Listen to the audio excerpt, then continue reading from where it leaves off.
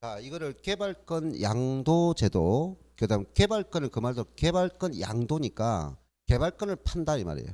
그럼 개발권 양도를 다른 말로 이전이라 표현할 관계 없습니다. 양도, 이전 똑같은 거죠.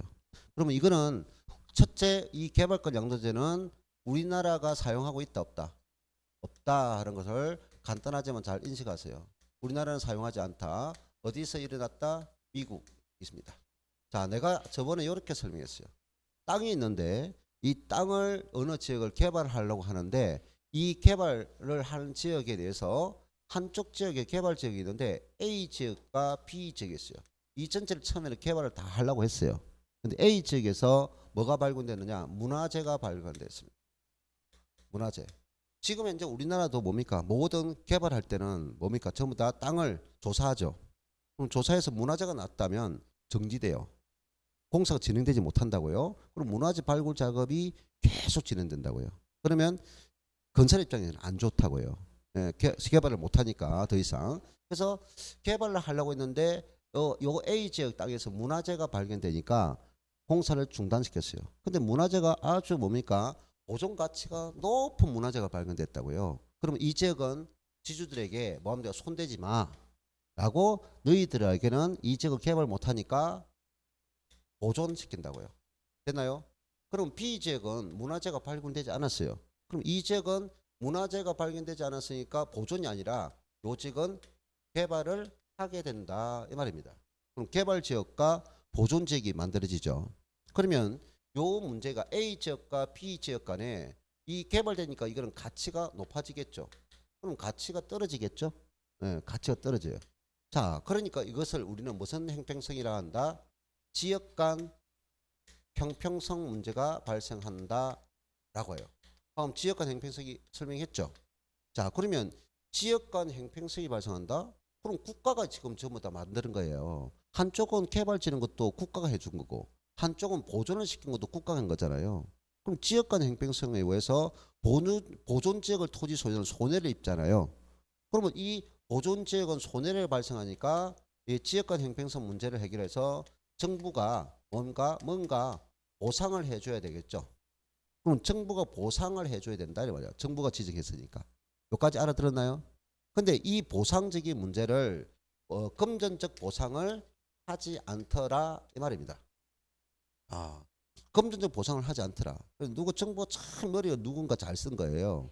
이 금전적 보상을 직접적으로 하지 않더라. 정부가 직접적인 보상을 하지 않더라. 그럼 어떤 게 하느냐? 개발 지역에는 이 개발 지역에 있는 소유자들에게는 공법상의 규제를 강화시켜요. 공법 규제를 강화시키고 되나요? 그러면 요 지역은 개발 지역은 개발할 때 한 실제 이 개발 지역은 가치가 높아지고 그거를 한 고도 제한적인 문제가 한 10층까지를 개발해야만이 어느 정도 효율성이 돼요. 근데 이 지역은 몇 층까지만 해라. 7층까지만 지어라 라고 했어요. 그럼 7층까지 지었는데 비싼 땅에다가 7층까지 고도를 하니까 별 돈이 안 되더라 말이야. 몇 층까지 지어야 효율성이 있다? 10층까지 지어야 효율성이 있는데 공법상 규제로서 고도 제한했다고요. 그 건폐율이나 용적률 제한했다고요. 여러분 공법상이 비었죠. 용적률이 뭐예요? 건물 전체 연면적을 말한다고요.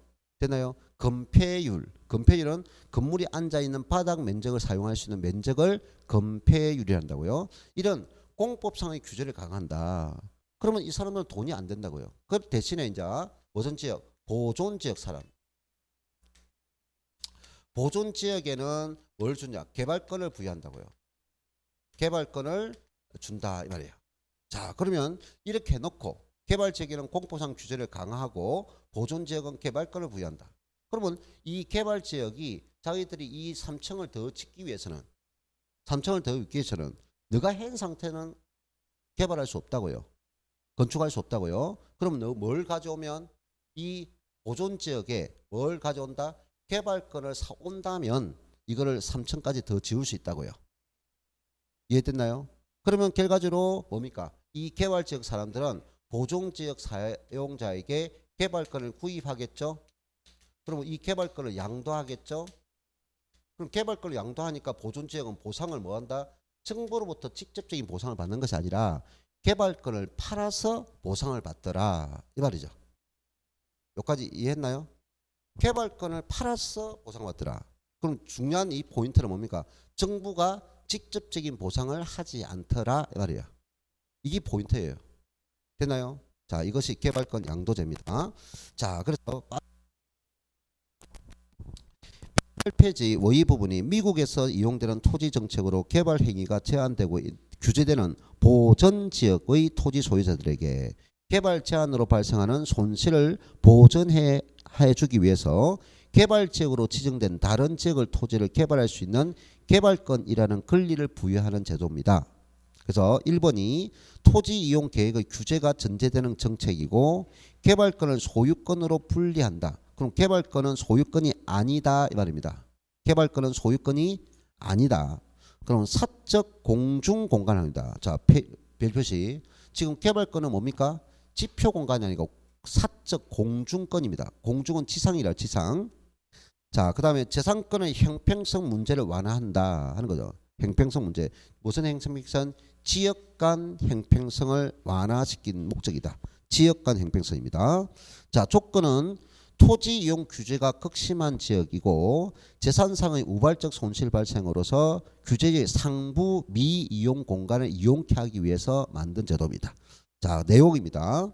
1번이 규제지역 즉 보존지역에 개발권을 부여합니다. 그 다음에 규제지역이 무슨 지역이라고요? 보존지역이고 보존지역에 개발권을 부여합니다. 2번 개발지역에서 개발권을 매입함으로써 개발지역에서 개발권을 매입해서 사적 시장의 원리에 따르고 3번 개발지역에 지나치게 용적률이 허용되지 않아야 한다. 그래서 규제가 강화될수록 효과가 크다 하는 거죠. 공법상의 규제가 강화될수록 효과가 크다 이 뜻입니다. 5번은 개발지역의 공법상의 토지이용 규제가 엄격히 중요한다. 4번, 5번 모두가 뭡니까? 공법상의 규제가 강화된다 하는 거죠.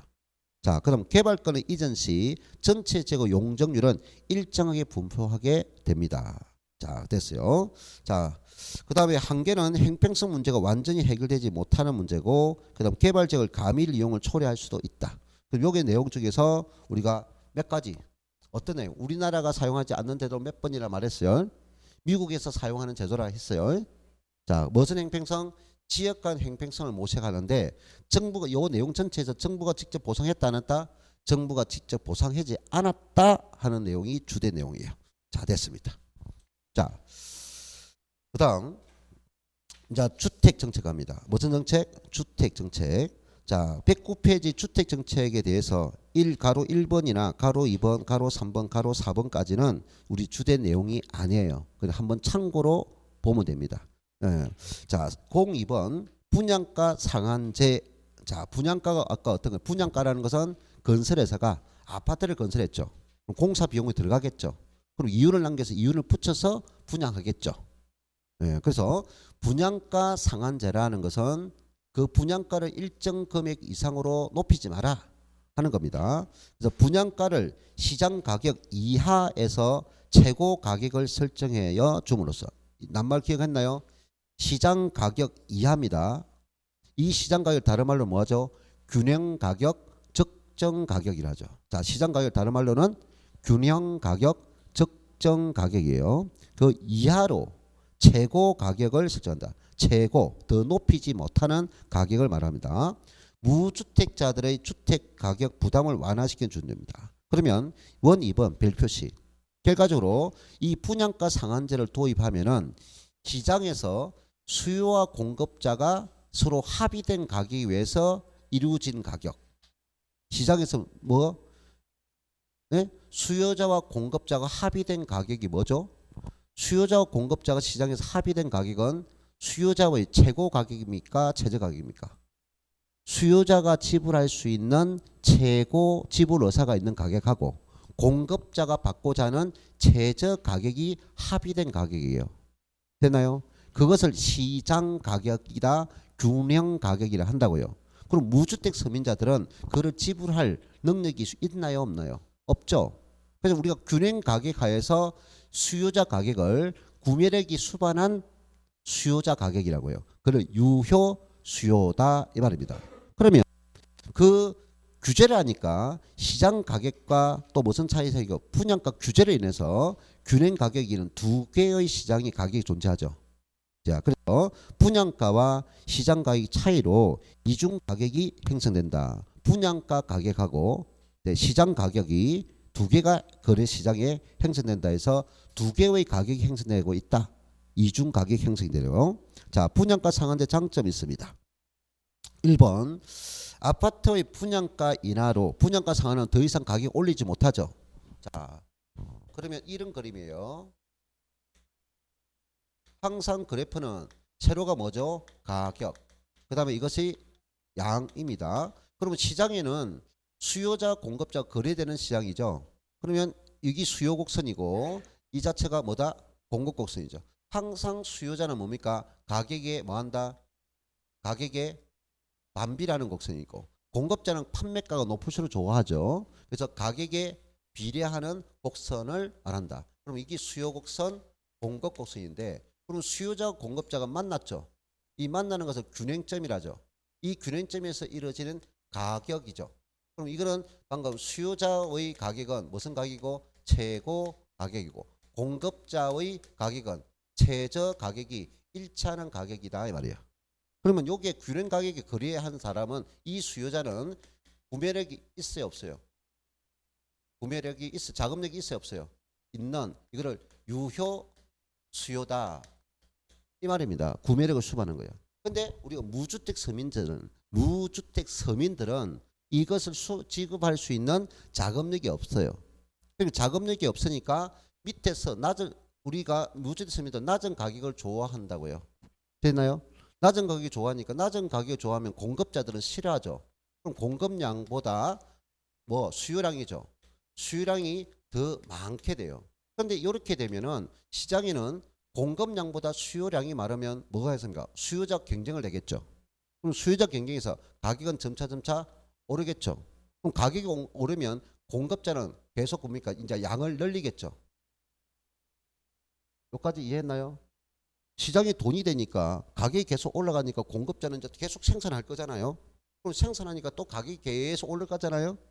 그러면 이 균형점을 오버하는데 균형점을 넘어갈 수 있다고요. 그럼 방금 밑에 있는 무주택 서민들은 이 자금력이 없는 구매력이 없는 수요라고요.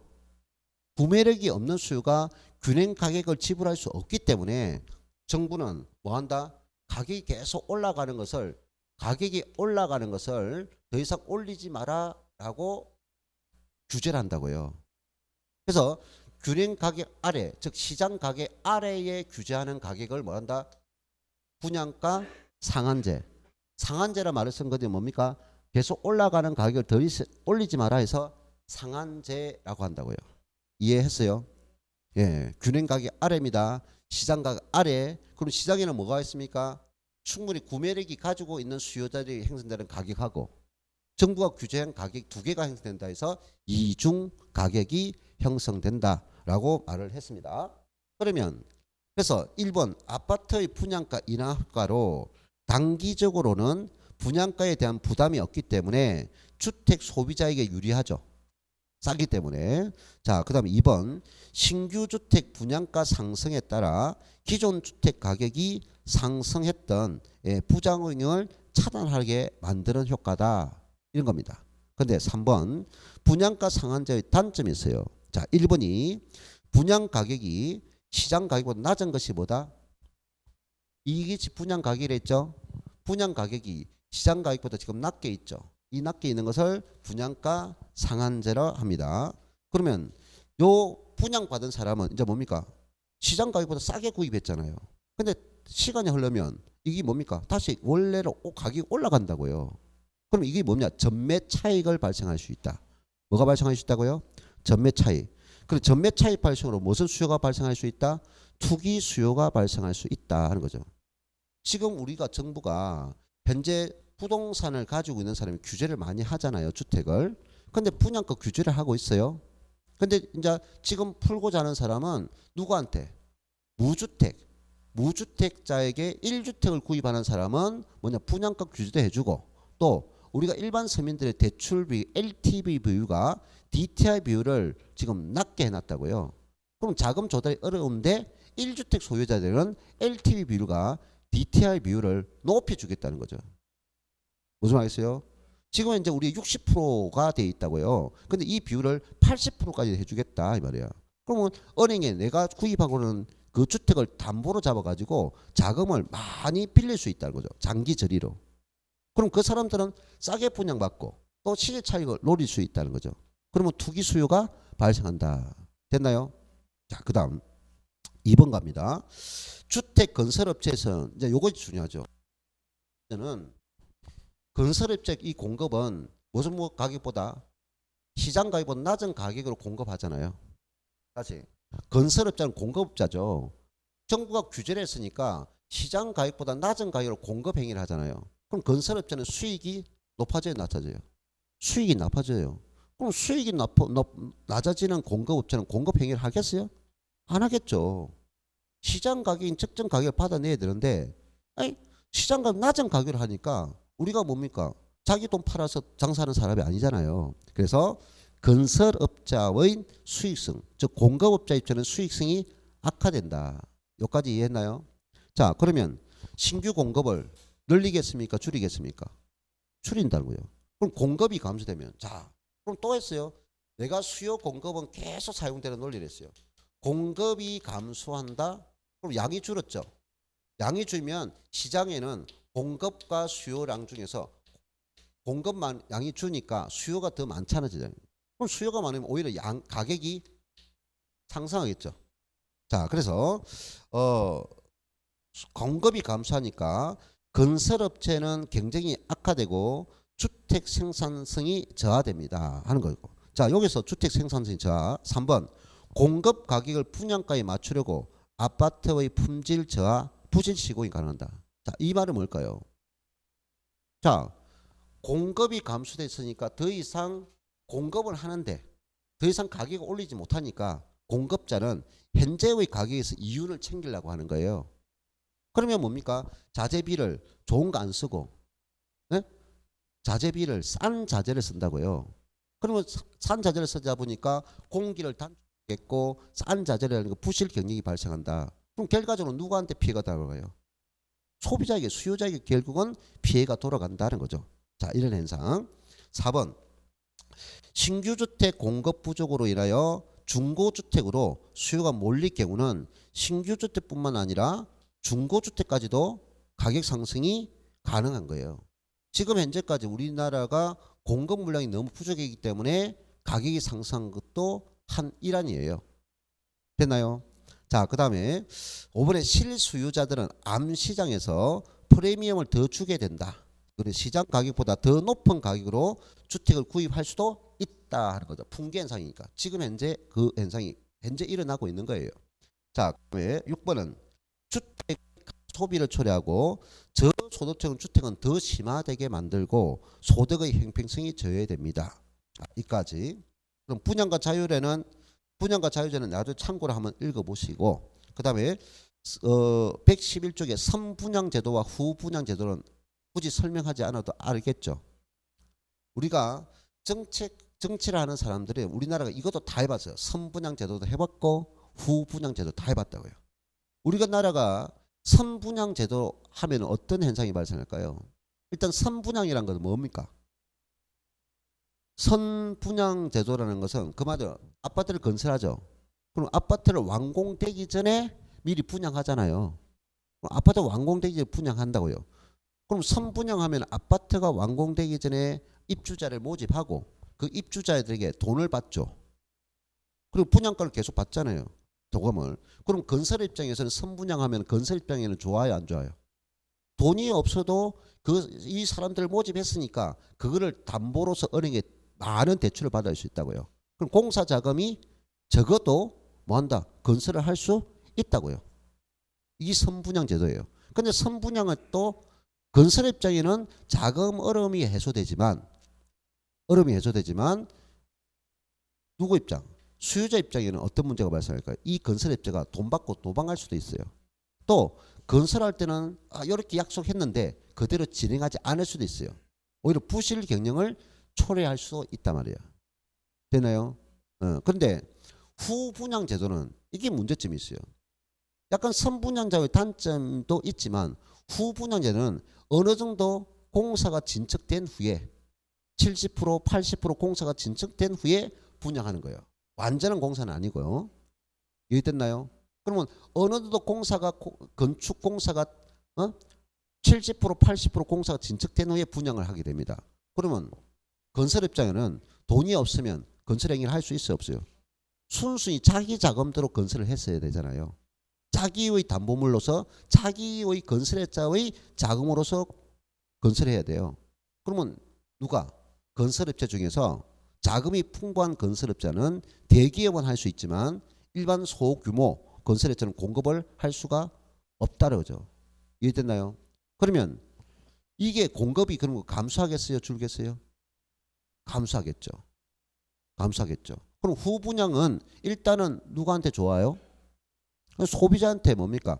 보니까 부실 개념이 없네. 그러면 후분양이니까 직접 눈을 보고 찾아가니까 그걸 건설에서는 뭡니까? 올바르게 지어야 되겠죠. 분양이 안 된다니까. 그래서 후분양제는 일단은 누구한테 안 좋고 누구한테 좋다? 예, 공급자한테는 안 좋은 거고. 되나요? 그러면 소비자한테는 좋은 거죠. 선분양제는 누구한테 좋다? 건설업체는 좋은 거고 소비자에게 약간 단점이 발생한다. 이 정도를 읽어서 자, 됐어요. 그 다음 갑니다. 그 다음 112쪽. 자, 112쪽에 있는 것은 우리가 이거는 분양한다는 것은 아파트를 건설한 것을 파는 거죠. 분양하는 것은. 그 다음 임대입니다. 임대. 임대는 공공임대주택을 건설해서 공급행위를 하는데 임대예요. 자, 그럼 이것도 임대료 규제, 분양가 규제는 똑같은 거예요. 다시 임대료 규제는 분양가 규제는 똑같은 거예요. 이거는 판매가를 규제하는 거고 임대료는 임대료 빌려 쓰는데 그 임대료를 규제하는 거예요. 그러면 방금 이미 설명 끝났는데요. 다시 가죠. 자, 뭐가 있다고요? P 가격이 있고 Q 양이 있는데 시장에는 누가 존재하고 있다고요? 수요자와 공급자가 그랬어요. 이것을 균형점이라죠. 이 균형점에 있는 것은 누구? 수요자의 가격하고 공급자 가격이 일치하는 거죠. 자, 일치. 여기서 수요자들은 어떤 구매력이 있다 없다? 구매력이 있다. 자금력이 있는 수요예요. 됐나요? 근데 우리가 무주택 서민들은 이 구매력이 있다 없다? 없다. 그 낮은 가격을 형성했다고 했어요. 낮은 가격을 하니까 이것이 공급 곡선이죠. 공급량이 그 낮은 가격을 좋아하는 것은 수요죠.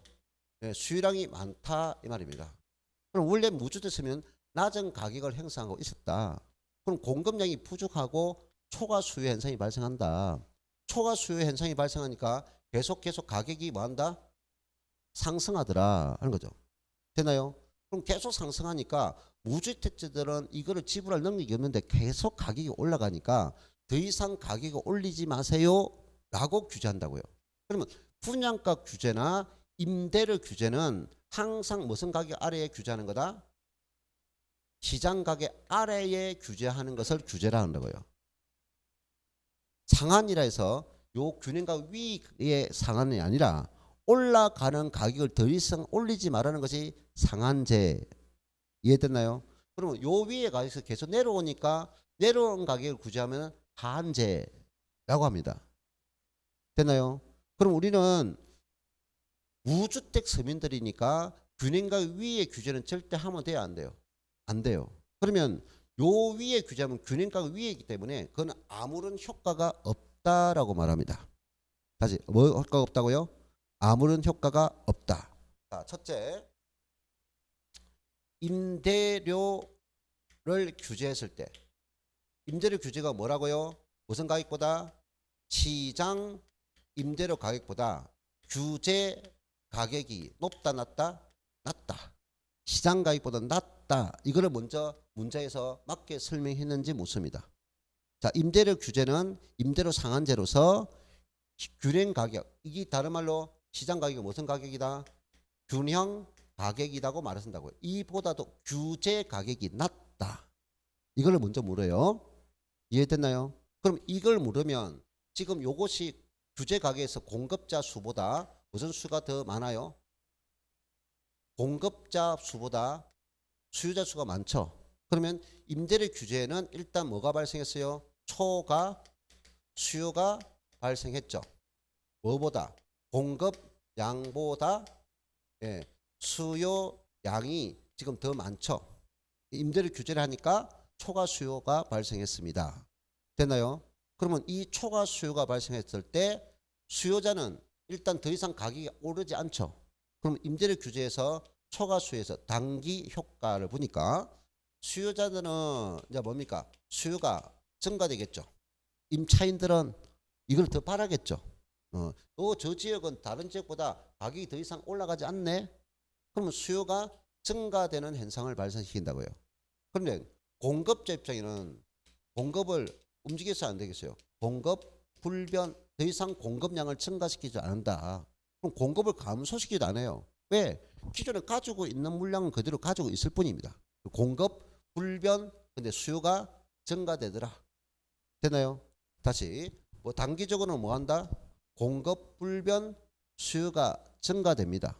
근데 수요가 증가됐지만 요거를 보면 안 되고요. 이거를 보면 안 되고 더 이상 가격이 올리지 않는다 했죠. 그러면 단기적으로는 이 임차인들이 더 이상 가격이 올라가지 않으니까 임차인들은 혜택을 받는다 안 받는다?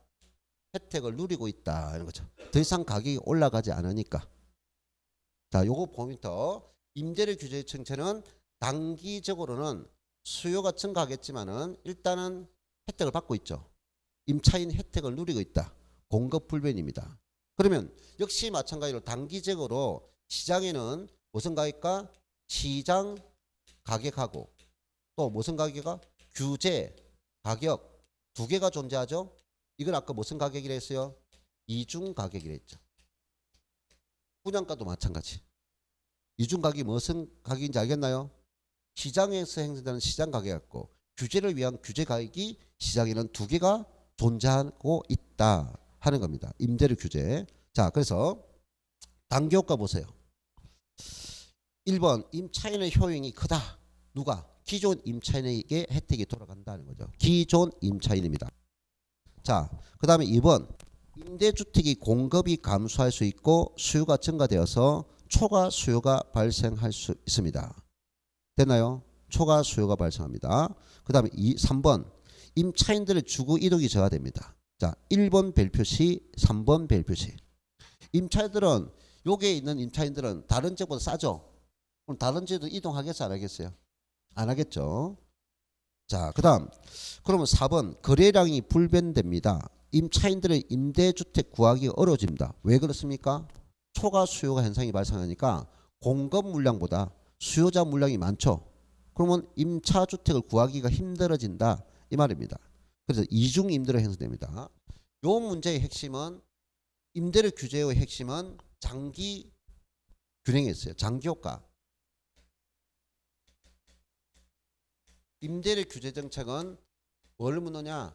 장기 효과의 핵심이 있습니다. 장기 효과. 자, 그러면 장기적으로 가니까 공급자가 어떻게 움직일까요? 이제 여기서 봅니다. 자, 단기적으로는 대부분이 공급이 불변이면서 공급을 가지고 있는 물량도 공급을 하지 않을 수도 있는 공급 감소인데 일반적으로 공급 불변이 정확합니다. 그런데 장기적으로 갈 때 공급자들은 더 이상 가격을 올리지 못하죠. 그럼 이윤이 더 이상 발생하지 못하죠. 그럼 이윤이 발생하는 것은 발생하지 못하니까 사업이 어렵다는 거죠. 수익성이. 그러니까 공급자들은 공급에 대해서 업종 전환을 합니다. 뭐 한다? 업종 전환을 시도한다. 이 말이에요. 업종 전환을 시도한다. 그러면 업종 전환을 했을 때, 자, 전환을 했을 때, 전환 후의 그 효익과, 되나요?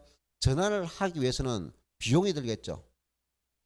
그대로 있는 게 아니라 내가 A 업종 하다가 다른 B 업종 하면 비용이 많이 발생. 인터넷 비용 들고 하잖아요. 그럼 비용이 많이 발생해. 그러면 전환 후 가치가 비용보다 크다면 뭐한다? 전환을 하겠다는 생각했죠. 그럼 전환을 했다는 것은 임대주택에 대한 공급이 감소. 나는 임대주택 적고 다른 업종으로 전환하겠어. 그럼 임대주택 공급이 감소하고 다른 업종으로 전환했죠. 여기까지 이해했죠? 자, 그러면 전환 후 효용 가치보다 비용이 더 많이 든다면 이거는 전환을 하지도 못하잖아요. 돈이 없다고요. 그럼 이거는 전환을 하지 않게 됩니다. 그럼 전환을 하지 않으니까 현재 이 공급자는 뭡니까? 현재 상태에서 공급 행위를 할 거란 말이야. 그러면 현재 상태에서 공급 행위를 하지만은 이 공급은 뭡니까? 현재 상태에서 이윤을 남겨야 되잖아요. 남겨야 되니까 아까 자재비라든지 서비스 비용이 줄어든다고요. 공급자들은 업종 전환을 하지 못하니까 현재 이 상태에서 이윤을 챙기기 위해서는 뭐가 높아진다? 서비스 비용을 낮춘다고요. 그럼 서비스 비용을 낮추니까 결과적으로 소비자는 질적 저하를 가져온다고요. 그럼 이 질적 저하는 누가 손해를 입히는 거예요? 수요자가 부담하게 되죠. 됐나요?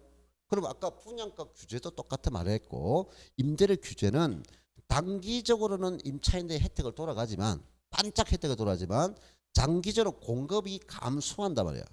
공급이 감소해서 가격이 상승할 수도 있고 그 다음에 공급을 하더라도 현재 수준의 이윤을 남겨 서비스 질이 나빠진다고요. 그거는 결과로 질적 저하를 가져와서 수요자에게 뭡니까? 손해를 입힌다고요. 임차인에게 손해를 입힌다고요. 됐나요? 요것을 말하고 그럼 공급자 측면 끝났어요. 자, 그 다음 임차인 수요자 측면 한번 바라볼까요? 임차인 수요자들은 자, 요 지역은 다른 지역보다 일단 뭐냐? 싸죠. 싸니까 기존 임차인들은 이동한다 안 한다? 기존 임차인들은 다른 지로 이동을 하지 않고 다른 지역에서 새롭게 유입되는 야, 저 지역은 우리 지역보다 싸. 그럼 신규 임차인이 유입이 되겠죠. 유입됩니다. 근데 요 지역은 어떻게 해서요? 이만큼이 돼 있는데 이만큼이 공급량이고 이만큼이 수요량이에요. 수요가 절대적으로 많죠. 임대를 규제했을 때 이만큼이 초과 수요가 발생해 있었다고요. 근데 요만큼이 초과 수요다. 단기적으로는 이만큼의 초과 수요가 발생할 수 있는데 이만큼은 초과 수요만 있다가 장기적으로 가니까 공급이 더 감소해 버렸죠. 수요자는 더 신규 수요가 늘어나면 공급이 더 수요가 증가돼 버렸죠. 다시 단기적으로 이렇게 됐다가 장기적으로는 공급자가 업종 전환하면서 공급이 더 감소해 버렸죠. 자, 그러면 장기적으로는 수요자가 이만큼에서 수요가 더 늘어나 버렸죠. 신규 유입으로. 이해됐나요? 그래서 이 말을 합니다. 임대료 규제에서 규제하면 초과 수요가 발생하는데 초과 수요가 단기보다 장기가 더 크게 초과 수요가 발생한다. 이해됐나요? 단기보다 장기적으로 초과 수요가 더 크게 발생한다고요. 그 이유가 방금 뭐였어요?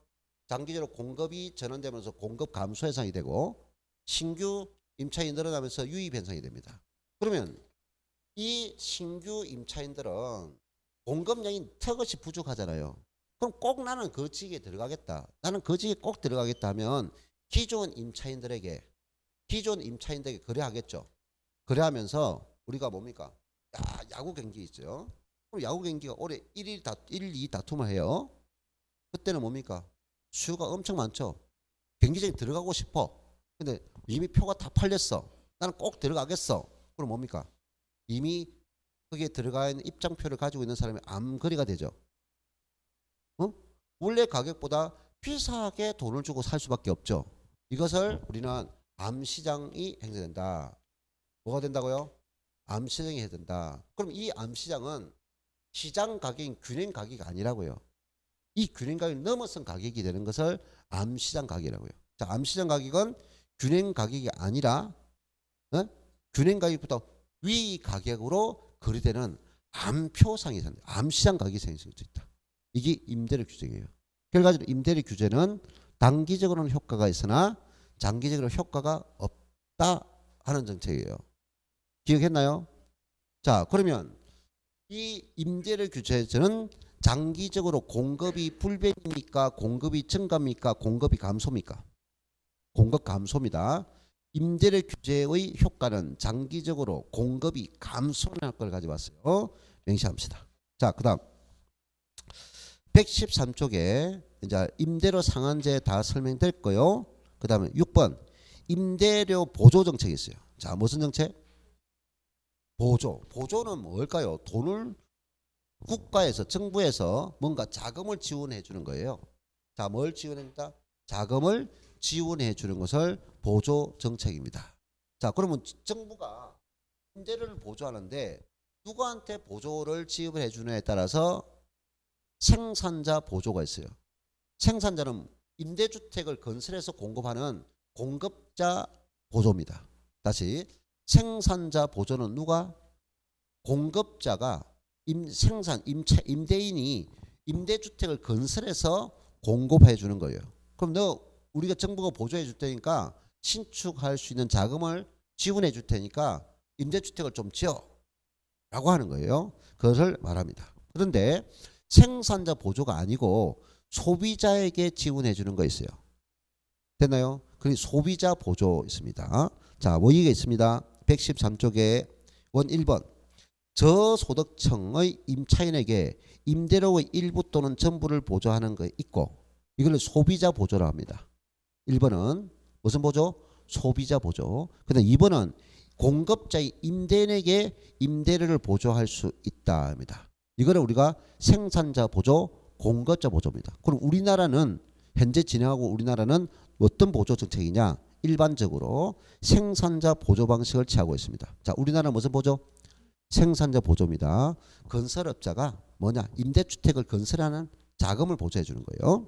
자, 그러면 한번 임대료 보조 방식을 보면 다시 또 뭐가 되느냐? 집세 보조 방식이 있고 소득 보조 방식이 있는데 요 임대료 보조 방식 3번은 임차인 보조인데 자, 누가 보조라고요? 3번은 뭐라고요? 임차인, 즉 소비자 보조 방식이에요. 또 소비자에 보조하더라도 집세 보조 방식이 있고 그 다음에 소득 보조 방식이 있어요. 집세 보조 방식은 일단 뭐냐? 집세 보조 방식은 집세를만 사용할 수 있는 거예요. 어디에만 사용하겠다고요? 집세. 그러니까 직접 집세 보조는 집을 임차할 때만 보조하는 방식이에요. 임차를 하지 않으면 보조를 하지 않아요. 다시 집세 보조 방식은 뭐 한다고요?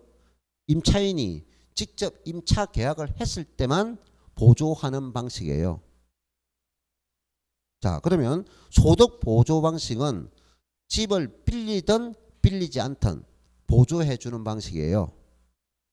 다시 집세 보조를 다른 말로는 또 가격 보조를 합니다. 자, 집세 보조를 다른 말로 뭐라 한다고요? 가격 보조. 가격 보조. 이거는 반드시 뭡니까? 임차를 해야만이 보조해 주는 거고. 또 따랐죠? 네, 그러니까 소득 보조 방식을 다른 말로는 현금 보조 방식. 다시 용어 동의가 있기 때문에 잘 알아야 돼요. 집세 보조는 뭐라? 가격 보조라기도 하고 소득 보조는 현금 보조라기도 합니다. 그럼 결론은 뭡니까? 집세 보조 방식은 뭡니까? 반드시 임차를 할 경우만 보조하는 방식이고 소득 보조는 임차를 하든 안 하든 보조를 하는 거예요. 자, 그러면 그 임차인 입장과 정책적 효과적인 문제에서 임차인 효용적인 문제는 어느 것이 좋아요? 내가 집을 임차하든 안 하든 보조금을 받으면 좋은 거죠. 그러면 집세 보조는 작고 임차인 소득 보조가 효과가 크겠죠. 왜? 집세 보조는 내가 뭘 할 때만 임차를 해야만이 보조금을 지급받을 수 있죠. 근데 소득 보조는 빌리든 안 받든 보조를 받아요. 그럼 이 현금 보조는 또 다른 용도로 사용할 수 있다 말입니까? 없다 말입니까? 다른 용도로 사용할 수도 있다는 거예요. 그 돈을 받아가지고. 그 옛날에 우리 농민들이 그랬다고요. 농자금을 지원받아가지고 전부 누구? 애들 교육비를 썼단 말이야. 아, 우리 농사물 합니다 하면 장기 처리해 준 돈을 애들 교육비로 줬단 말이야. 돈이 없으니까. 이해됐나요? 그러니 다른 용도로 쓸 수 있단 말이야. 그럼 정책적 문제에서는 정부 입장에서는 어떤 효과가 좋아요? 당연히 가격 보조가 정책적 효과는 크겠죠. 자, 암기하지 마시고. 그러면 4번 어찌되었든 간에 정부 임대료 보조 정책은 일단 임차인 입장에는 지불한 금액이 줄어들죠. 내가 지출할 금액이 줄어들죠. 생산자 보조를 하든 임차인 보조를 하든 가격 보조를 하든 소득 보조를 하든 임차인 입장에는 본인이 지급할 돈보다 그러면 보조금이 받으면 다른 용도로 돈을 쓸 수 있어 없어요? 자, 원래 내가 전체 수익 금액에서 고정적으로 임차료가 지출된 금액이 50만 원 나가. 그럼 내 수익 금액에서 만약에 200만 원인데 200만 원 수익금에서 50만 원이 고정적으로 나가면 내가 다른 용도로 쓸 수 있는 돈은 150만 원 생기잖아요. 근데 정부에서 그 50만 원 나갈 돈에서 30만 원 보조를 해줬어. 그럼 나는 얼마만 지불하면 돼요? 20만 원만 지불하면 되죠. 그럼 200만 원에서 나가는 돈은 20만 원 나가면 되니까 150만 원에서 아까 180만 원이 되잖아요. 그러면 소득이 늘어나는 효과라고요. 근데 임대료 보조 정책은 무슨 늘어났다? 실질 소득이 증가된 효과를 가져온다는 거죠. 무슨 효과? 실질 소득이 증가를 가져온다. 그러면 이 실질 소득이 증가되니까 직접 이 본 재화의 소비보다도 다른 재화 소비도 증가되는 효과를 가져온다는 거죠. 지금 우리 코로나 때문에 정부 보조를 해줬잖아요. 네? 그러면 꼭 다른 특정 목적물만 아니라 다른 재화의 소비가 많이 늘어서요. 그럼 우리는 이런 말이 있어요. 올해 코로나 때문에 일본에도 보조금을 지급하고 우리나라도 보조를 지급했는데 일본 사람들은 보조금을 지급하면서 그 돈을 쓰라고 했단 말이야. 그럼 쓰라고 했는데 일본 사람들은 돈을 안 썼어. 예금을 했어. 예금을. 예금 알죠? 돈을 안 쓰고 예금을 해놨다고요. 참 일본 경제센터는. 우리나라는 돈을 쓰라고 하니까 다 써버렸다고요. 금방 얼마 진짜 소비 효과가 큰 거야. 다 써버렸다. 그것만 쓴 게 아니라 돈 많은 사람은 그보다 더 썼더란 말이야. 오히려 그 소비 효과가 컸단 말이에요. 효과는 좋았단 말이에요. 이해됐나요? 그리고 다른 재화 소비도 촉진시킨다는 거죠. 자, 그 다음에 이런 것을 우리가 뭡니까? 소득 효과, 대체 효과를 발생시킵니다 하는 거죠. 자, 그 다음 2번 임차인에게 보조하고 임차인의 보조를 무슨 보조? 소득 보조 방식이 있는데 단기 효과는 기억 임차인의 실질 소득 증가시킵니다. 방금 설명했어요. 자, 그리고 저급주택에 대한 임차 수요 증가로 초과 수요가 발생합니다. 수요가 증가하니까 초과 수요가 발생하죠. 항상 이렇게 생각하세요. 시장의 수요가 증가되면은 양이 증가됐죠. 그럼 수요가 증가된다는 것은 시장의 공급 물량보다 수요자 물량이 많아지죠. 그러면 수요자 수가 많아지니까 수요자 경쟁이 되겠죠. 그럼 시장에는 가격이 상승하는 효과가 발생한다. 이 가격이 상승 효과가 초과 이윤이 발생시킨다 이 말이에요. 됐나요? 자, 초과 이윤 발생. 디귿 시장 균형 임대료가 상승합니다. 가격이 상승하고요. 자, 방금 뭐죠? 가격이 상승하고 양도 증가한다고요. 자, 가격 상승입니다. 리얼 임대인의 초과 이윤이 발생합니다. 그럼 아까 똑났죠? 아까 내가 지역주구제 할 때 단기적으로 시장의 수요가 증가되면 양이 증가하니까 가격이 상승하죠. 이 가격 상승을 초과 이윤이라 했죠. 그럼 이 초과 이윤은 수요자는 돈을 쓰는 사람이야. 그럼 돈을 쓰니까 초과 이윤 발생을 누가 가져갑니까? 이윤은 공급자가 가져가요. 누가 가져간다고요? 공급자가 가져요. 그러면 지금 어떤 수요가 필요하다 했어요? 임차 수요가 발생한다 했잖아요. 그럼 수요 증가를 공급을 할 수 있다 없다? 절대 단기적으로는 신규 공급을 할 수 없다. 임차 수요가 늘어나더라도 그 임차 수요를 공급 행위를 못한다. 그러면 이거는 초과 이윤을 신규 공급으로 혜택을 누리지 못하고 누가 가져간다 했어요? 기존 임대주택을 가지고 있는 공급자. 아까 똑같아 했어요. 내가 계속 사용한다 했어요. 지역지구제도 지역지구제를 설정하니까 그 지역에 수요가 증가된다 있고 수요 증가되니까 초과 이윤이 발생했다 있고 초과 이윤 발생은 누가 가져가는 거다? 공급자가 가져갈 이윤이나 공급자는 신규 생산을 못하니까 초과 이윤을 획득할 수 없다. 어떤 적으로? 단기적으로. 그럼 누가 가져간다? 기존의 공급자가 획득합니다. 기존 공급자가 획득하는 이유는 사전적 독점이기 때문입니다. 그까지 계속 가는 거예요. 자, 그다음에 장기효과입니다. 그럼 장기효과는 신규 저급 임대주택을 공급을 증가시키죠. 그럼 아까 장기적으로 공급을 증가시킨다 했죠. 그럼 공급을 증가시킨다 언제까지? 초과 이윤이 소멸될 때까지 또는 정상 이윤이 될 때까지 계속 똑같은 말이 온다고 했어요. 자, 그러면 다시 올라갔던 가격이 다시 내려오겠죠. 그래서 균형 임대료가 하락해서 원상 회복이 됩니다. 언제까지? 초과 이윤이 소멸돼서 균형을 이룹니다. 체크되어 있는데 임차인을 실제 지불이면은 단기보다 더 하락하게 되겠죠. 자, 단기적으로 가격이 올랐잖아요. 그러면 장기적으로 공급을 증가를 시키니까 공급 증가로 인해서 가격이 하락하잖아요. 그럼 올라갔던 가격이 다시 떨어지겠죠. 네? 올라갔던 가격이 다시 떨어져서 실제 지불하는 임대료가 줄어든단 말이에요. 자, 그 다음 거래량은 단기보다 더 많이 증가되겠죠. 단기적으로 공급량이 100개가 있었는데 장기적으로 공급이 늘렸잖아요. 장기적으로 공급량이 늘어났잖아요. 그러니까 거래량은 더 많아지겠죠. 자, 두 가지 했습니다. 됐나요? 두 가지 했어요. 자, 그 다음 3번 보세요. 3번에 보면 임대인의 보조합니다. 임대인 보조를 아까 생산료 보조라 했죠. 자, 보세요. 임대인 보조는 신축을 하기 위해서 자금을 지원해 준다 했죠. 임대주택을 신축 자금을 지원해 주는 걸 했어요. 그러면 이거는 단기적 효과가 수요자에게 효과가 있나 공급자에게 효과가 있나 이 말이에요. 수요자에게 아무런 영향이 없고요. 공급자에게도 아무런 영향이 없습니다. 다시 임대인에게 보조금을 지불하면은 단기적으로는 아무런 효과가 없어요. 왜 그런가요? 일단 임대인에게 보조해서 임대주택을 건설할 수 있다 없다? 단기적으로는 임대주택을 건설을 못한다 이 말이에요. 이해됐나요? 그럼 단기적으로는 공급을 할 수 없으니까 혜택 없고 그럼 공급 안 됐으니까 수요자가 혜택이 없죠. 단기적으로는 효과가 없습니다. 그럼 장기적으로 갑니다. 그럼 장기적으로 이제 효과 되니까 공급이 늘어나겠죠. 그럼 공급이 늘어나니까 공급 증가로 인해서 가격이 하락하겠죠. 그럼 장기적으로는 효과가 있다 없다?